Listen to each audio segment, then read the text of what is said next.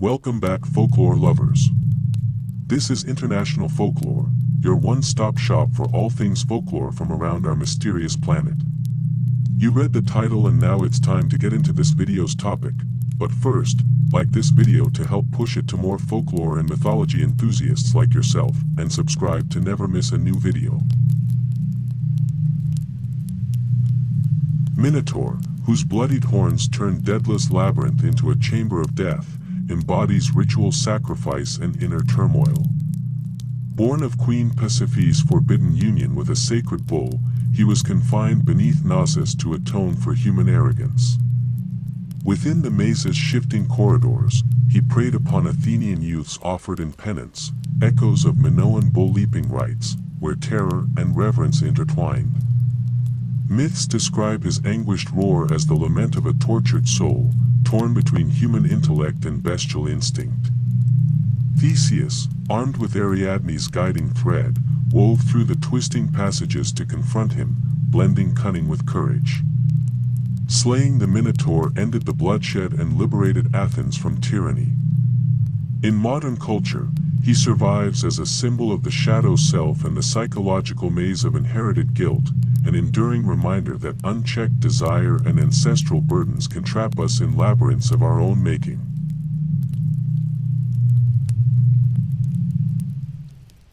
Cyclops, whose single, unblinking eye witnessed divine forges and savage feasts, stands at the intersection of craftsmanship and primordial might.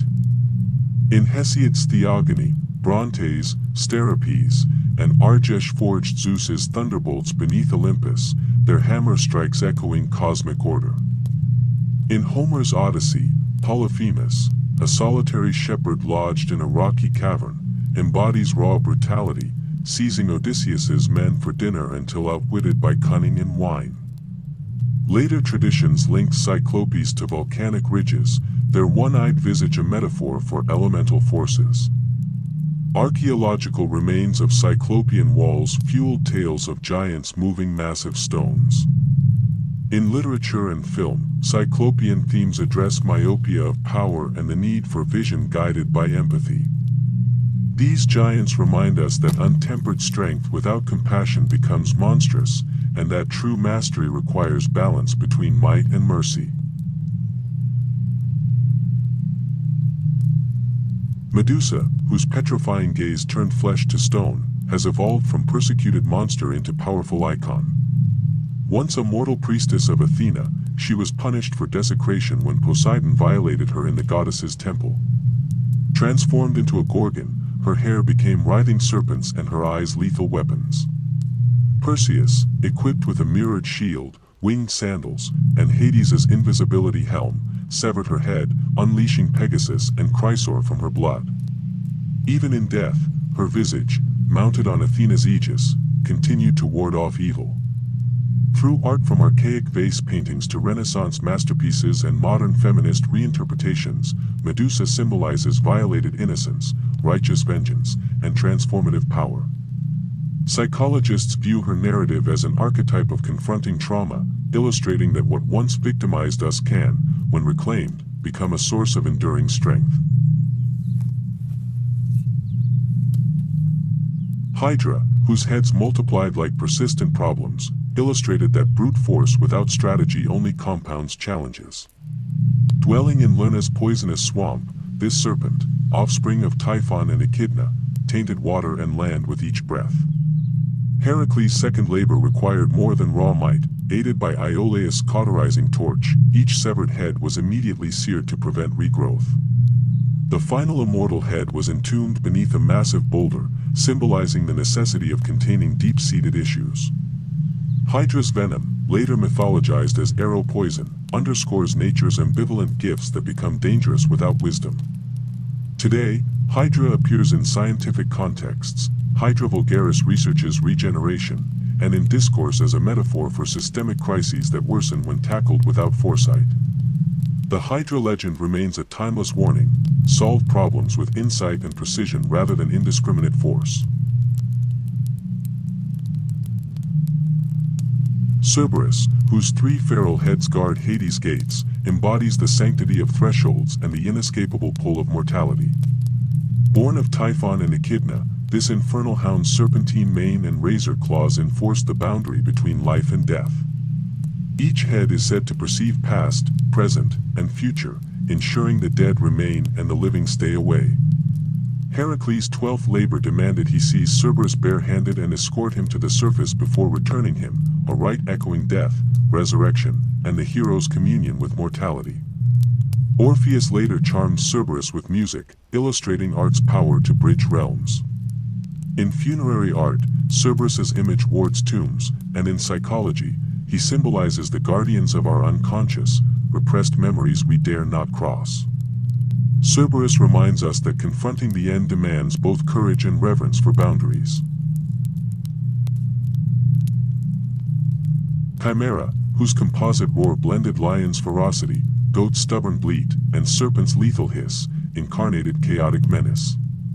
Born of Typhon and Echidna, this fire-breathing hybrid ravaged Lycia until Bellerophon, astride Pegasus, struck her with lead-tipped spears that melted in her flame.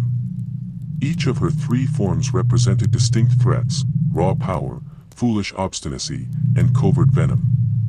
Medieval heralds adopted her image to signal calamity overcome, and modern genetics labels organisms with mixed cell lineages, chimeras, underscoring creation's moral complexities. Her myth warns that untempered fusion of disparate elements breeds monstrosities and that defeating multifaceted dangers requires unity of purpose and precise strategy. Siren, whose enchanting song lured mariners to treacherous reefs, stands as emblem of seductive peril. Early Greek art depicted sirens with bird bodies and human heads, daughters of Aeschylus and a muse, whose melodies promised forbidden wisdom and ecstasy. As legends evolved, they morphed into mermaid-like temptresses wafting sea salt fragrance across cliffs. Odysseus, forewarned by Circe, plugged his crew's ears with wax and bound himself to the mast, embodying self-discipline amid temptation. Roman and medieval accounts framed sirens as cautionary figures of distraction, while coastal festivals like Paralia honored their dual gift of inspiration and doom. In modern culture, digital temptations, clickbait, viral hooks, mirror siren calls, demonstrating that the sweetest lure often conceals the greatest danger. Harpy, whose swift wings and talons unleashed divine retribution, bridged sky and moral judgment in ancient myth. In Hesiod's Theogony, Harpies, Alo, Ocypete, and Seleno, personified sudden storm winds that plucked sinners from their courses. Virgil's Aeneid places them in the underworld, where their shrieks herald purifying justice. Their later roles in Phineus's torment, snatching stolen food until Argonaut's intervention, cemented them as avengers of violated hospitality. Art from Etruscan tomb murals to Renaissance sculpture rendered harpies as grim enforcers of cosmic law. Literary critics analyze them as embodiments of guilt and self-inflicted punishment. In modern parlance, a merciless accuser is dubbed a harpy, testament to these spirits' enduring power to strike fear and enforce accountability. Satyr, whose goat-like limbs and revelrous nature embodied Dionysian freedom, yet warned of excesses descent into chaos.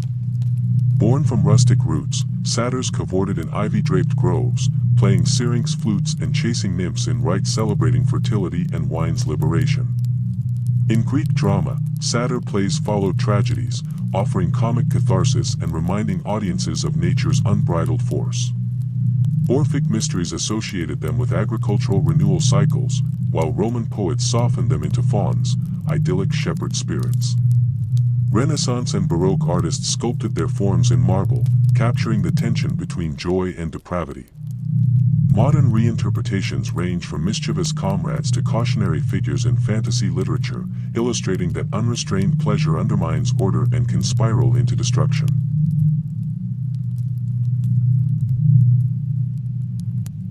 Centaur, whose equine haunches and human torso embodied duality, straddled instinct and intellect. While Chiron, mentor to Achilles and Asclepius, taught healing arts under a grove's shade, most centaurs fell to drunken frenzy at Pirithous' wedding, igniting a brutal clash with the Lapiths. Mycenaean frescoes and archaic pottery illustrate them wielding bows, dancing amid vines, reflecting Bronze Age beliefs in hybrid natures. Philosophers praised Chiron's balance of wisdom and strength, and Pliny the Elder's histories record travelers' tales of horseman tribes, early attempts to ground myth in reality. Astrology's Sagittarius melds Archer's precision with free-spirited wanderlust, guiding seekers toward enlightenment while cautioning against arrogance. In modern fantasy, Centaurs serve as guardians of mystical forests or scholars in enchanted academies, symbols of harnessing raw power through disciplined purpose.